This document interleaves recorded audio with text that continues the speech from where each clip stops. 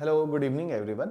आज के इस शॉर्ट वीडियो में हम लोग जानेंगे कि अगर यूपीएससी को हम लोगों ने सेल्फ स्टडी के माध्यम से अप्रोच करना है तो हमारा प्लान ऑफ एक्शन क्या होना चाहिए। देखिए, सेल्फ स्टडी से यूपीएससी निकालने में कोचिंग में एंटी कोचिंग को नहीं, हमें एक प्लान ऑफ एक्शन अगर हमारे पास, अगर हमें क्लैरिटी ऑफ थॉट है और हमें तैयारी,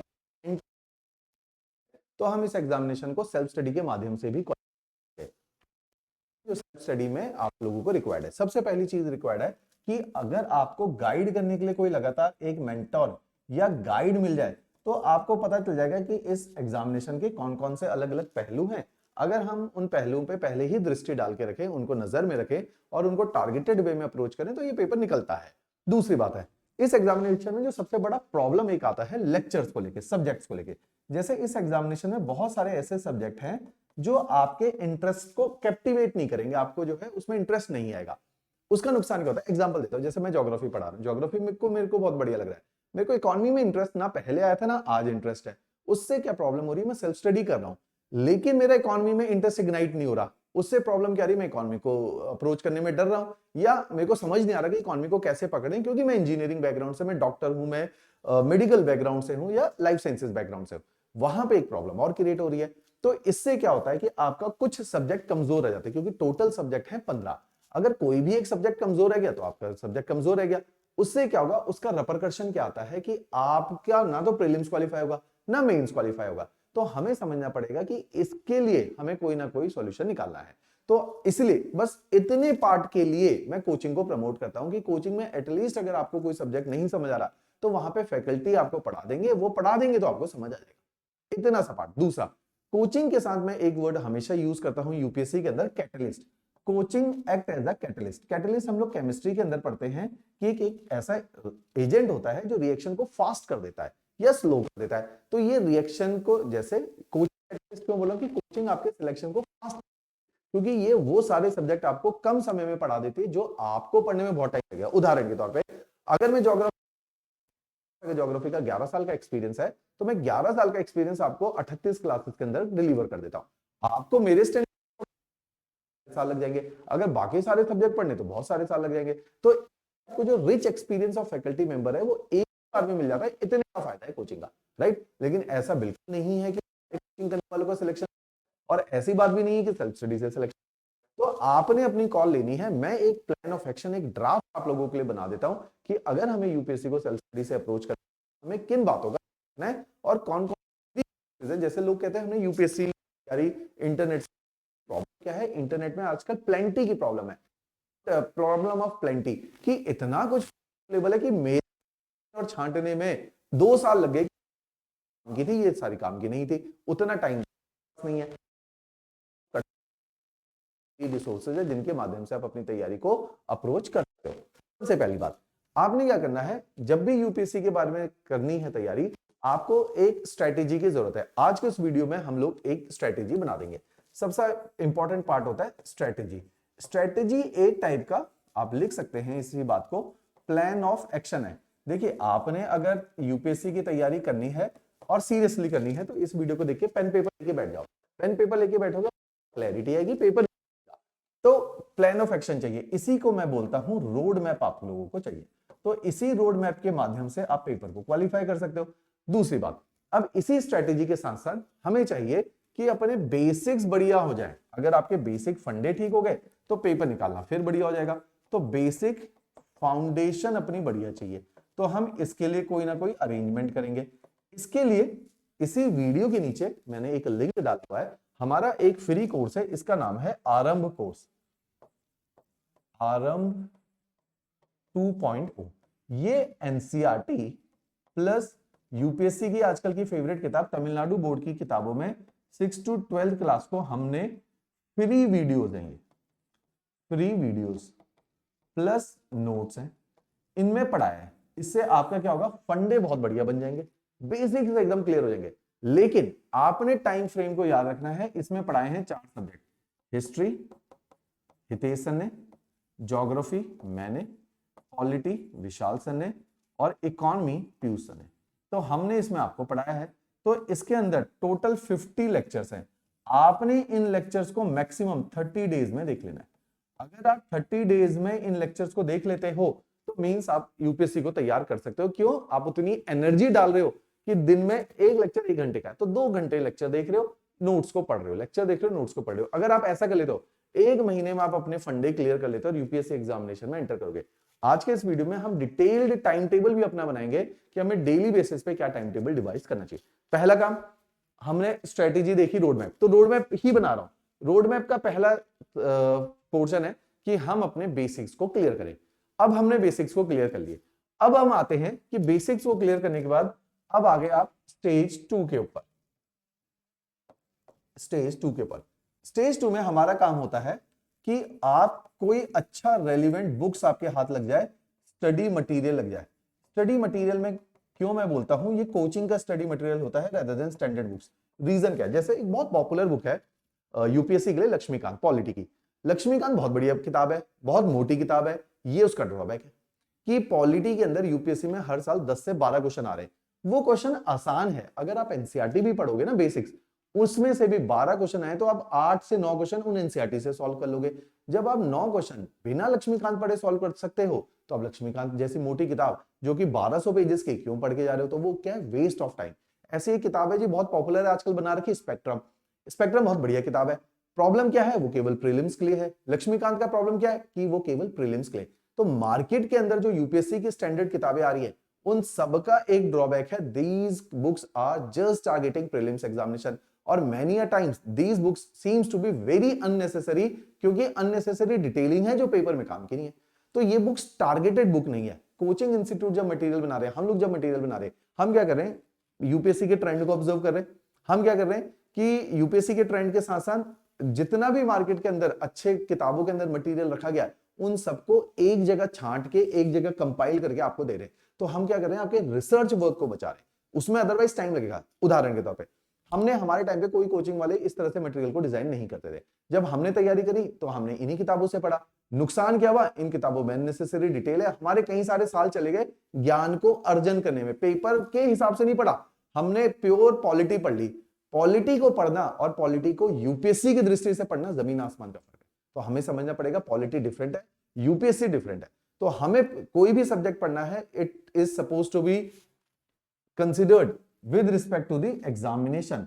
तो इसीलिए यहां कई जगहों पे मैं कोचिंग को प्रमोट भी करता हूं कि कोचिंग इस चीज को कट शॉर्ट। लेकिन कोचिंग के साथ क्या प्रॉब्लम है? आजकल कोचिंग में है क्या, 99% कोचिंग वो है जो बस पैसा बनाने की मशीन है। हम भी कोचिंग ही चला रहे हैं तो, लेकिन वो पैसा बनाने की मशीन है कि आपको मिसगाइड किया जा रहा है इन अ वे, आपको केवल पढ़ा के छोड़ दिया जाएगा, आपको रोड मैप नहीं बनाया जा रहा। हम लोगों के टाइम पे भी जो कोचिंग नहीं करी हम लोगों ने, उसका सबसे बड़ा रीजन था कि विश्वास ही नहीं है कोचिंग के ऊपर। क्यों? क्योंकि आज भी कोचिंग इसी तरीके से करवाई जा रही है कि आप उनको 1-1.5 लाख रुपए दोगे, वो क्या करेंगे? आपको केवल फाउंडेशन कोर्स, फाउंडेशन कोर्स का मतलब है कि वो अपना 10 महीने 11 महीने का क्लासरूम प्रोग्राम बना देंगे। उससे क्या है? ना तो वो उन्होंने आपके बेसिक्स तैयार किए, ना उन्होंने आपको प्लान ऑफ एक्शन किया, ना उन्होंने बाकी का वो प्रोसेस बताया कि अब तो पढ़ लिया, पढ़ने से सिलेक्शन होता तो 1.5 लाख बच्चा कोचिंग कर रहा उसका सिलेक्शन हो जाता। सिलेक्शन केवल कोचिंग से नहीं होगा, पोस्ट कोचिंग क्या करना है वो बड़ा इंपॉर्टेंट है। तो आज के इस वीडियो में हम पोस्ट कोचिंग को भी जानेंगे। तो इसी के अंदर हमने क्या करना है, आपने जब आप सेल्फ स्टडी कर रहे हो, अब आपको सब्जेक्ट का तो आइडिया लग गया ना, मोटा मोटा इंटरेस्ट आ गया आपका। अब आप इन किताबों को पढ़ोगे, आपको किताबें आसान लगेगी। इसके लिए मैं जरूर प्रमोट करता हूं, हमारा स्टडी मटेरियल है, इस स्टडी मटेरियल के अंदर 19 बुक्स हैं। 19 बुक्स, ये बुक्स बहुत रेलिवेंट है, ये बुक्स बहुत रेलिवेंट है, इनको भी मैं बताऊंगा। तो ये बुक्स आप लोगों ने यूज करनी है। अब इन बुक्स के अंदर क्या है कि इन किताबों के अंदर कोर्स की जो फाउंडेशन है ना, सब्जेक्ट्स की बुक है, फिर इसके अलावा सीसेट की किताबें हैं, इसके अलावा एमसीक्यू की प्रैक्टिस बुक है जिससे प्रीलिम्स निकलता है। इसके बिना प्रीलिम्स नहीं निकलेगा। क्यों? इसके अंदर प्रैक्टिस के लिए काफी अच्छे जो है यूपीएससी के अच्छे सवाल और स्टेट पीसेस, इंडिया के सारे स्टेट पीसेस के अच्छे सवाल और उनके सॉल्यूशन डाल दिए ताकि आप इनसे प्रैक्टिस कर पाओ। तो इस तरह का हमने एक स्टडी मटेरियल डिजाइन किया।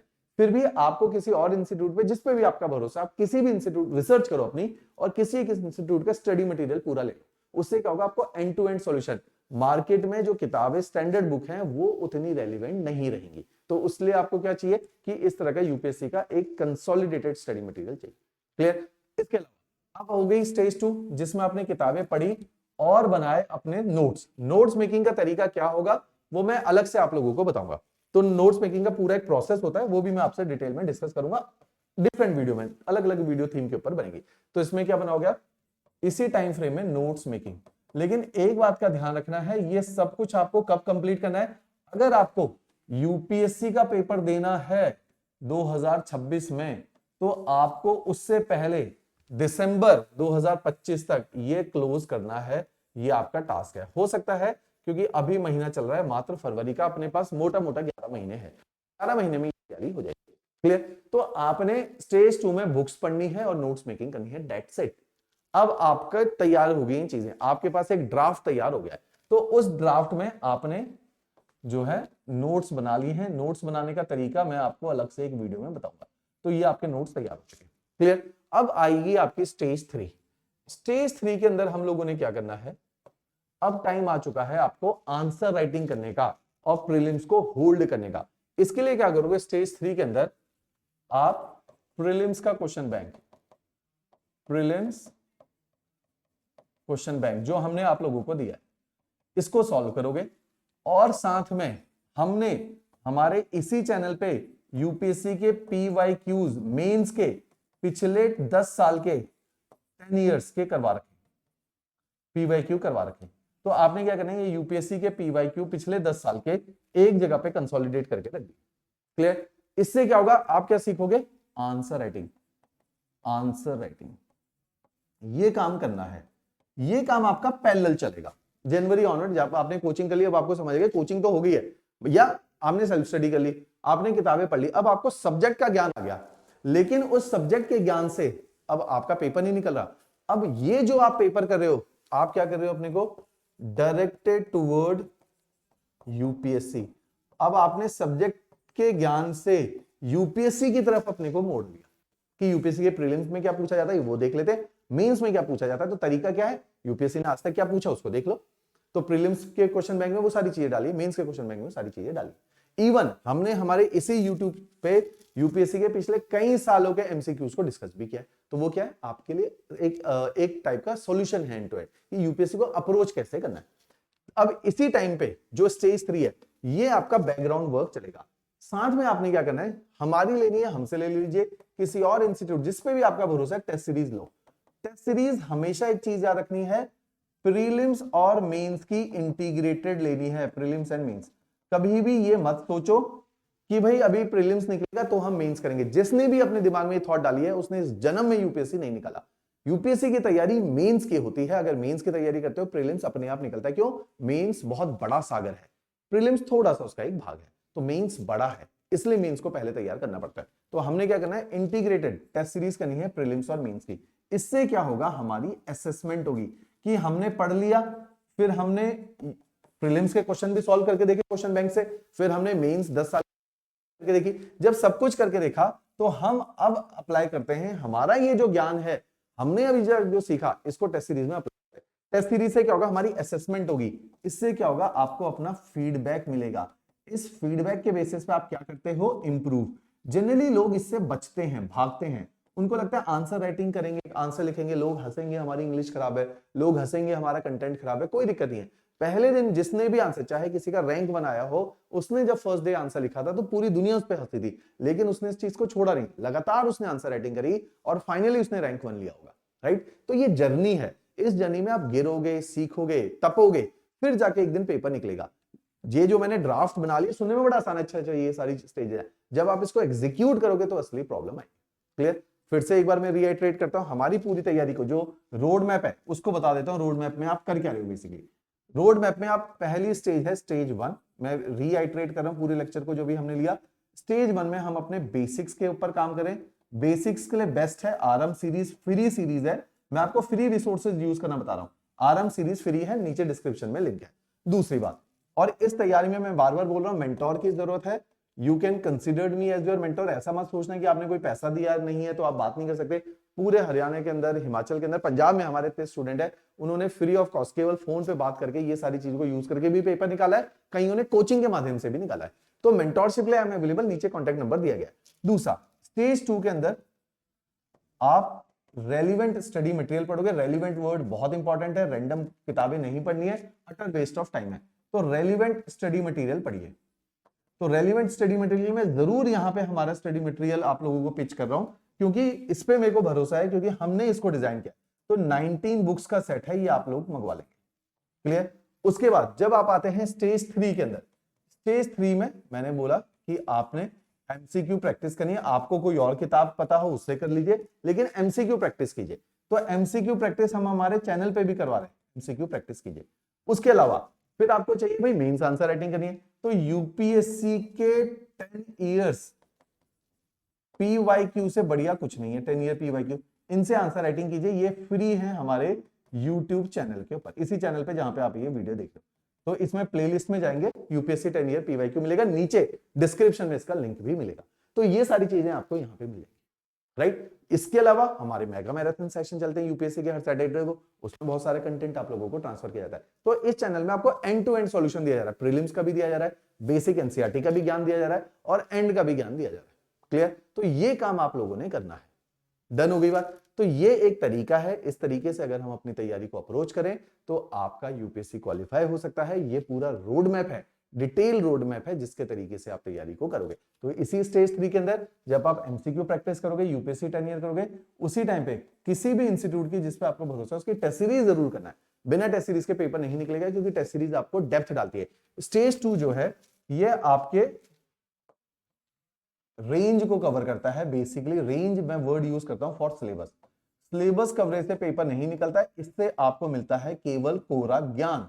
नॉलेज से पेपर नहीं निकलता। अगर knowledge is equivalent to paper qualification, तो जिसने 10 साल पढ़ाई करी उसका पेपर निकल जाता। 10 साल नॉलेज अर्जन किया है, पेपर नहीं निकला है। पेपर निकला है बाद में। तो जो स्टेज 3 है, इसमें आप अपनी नॉलेज में डेप्थ डालते हैं, तो डेप्थ से पेपर डलता है, और आंसर राइटिंग से पेपर निकलेगा। इस बात का याद रखना। यूपीएससी का मेंस निकलना ही सब कुछ है, मेंस निकलता है केवल आंसर राइटिंग से। तो आंसर राइटिंग जितनी करोगे उतना जो है आपके पेपर में डेप्थ आती जाएगी। क्लियर होगी बात। तो ये काम हम लोग करेंगे। अगर ये पूरा रोड मैप हम लोग करें तो इसी से जो है यूपीएससी एग्जामिनेशन निकलेगा, राइट। चलिए, थैंक यू एवरीवन।